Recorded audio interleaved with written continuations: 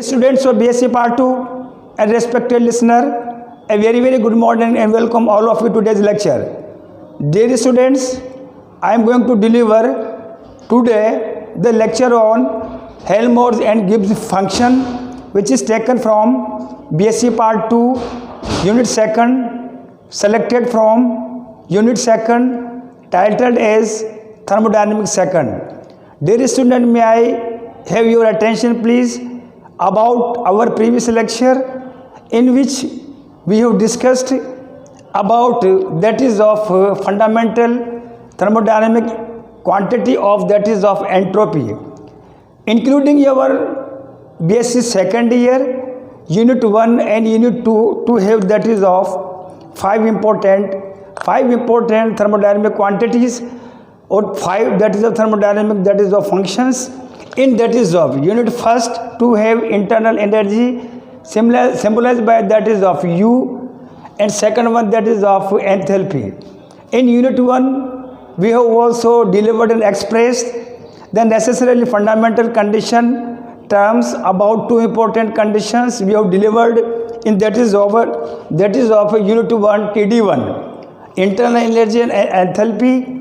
In our Unit 2 rest thermodynamic quantity or function, we discuss that is of entropy by using the principle of Carnot cycle on the behalf of and by the application of various processes including isothermal expansion, adiabatic expansion, isothermal compression and adiabatic compression. We have calculated the value of Carnot cycle and its efficiency, which is symbolized by that is of eta.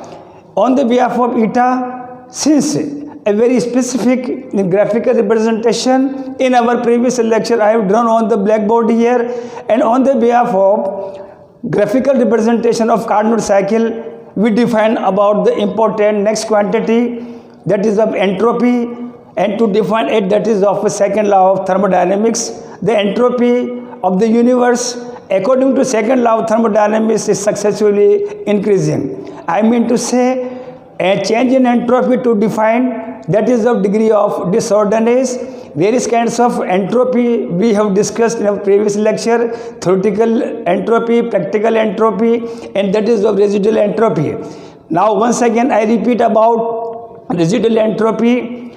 It has been observed by spectroscopic data, heat capacity values of various solids and gases, that the theoretical and practical value calculated of the entropy of the crystals have been found. The distinction for theoretical and practical values.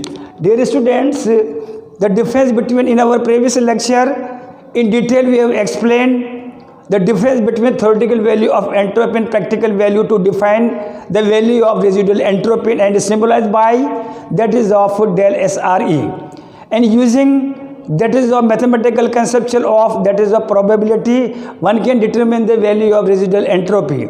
Now today let us proceed of this next part, next topic, next subject of Unit 2, titled I have mentioned on the blackboard as Helmholtz and that is of Gibbs functions.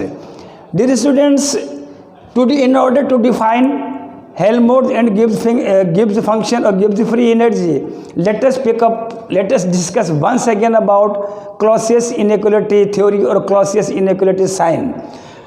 Dear students of BSc Part 2, Clausius inequality is based upon the second law of thermodynamics, that is of ds is equals to delta q reversible upon that is of T here. When we put down equal sign as well as that is of greater than sign, then it becomes that is of inequality principle defined by that is of Clausius inequality. Say that is of equation number 1. Equation number 1 now we change by substituting the value of first law of thermodynamics, delta q reversible is equals to du plus delta w, which is the fundamental first law of thermodynamics here. Now second equation is known as, that is of first law of thermodynamics here. Now we put down here equation number 2 and equation number 1 to define the joint combined form of, that is of Clausius inequality.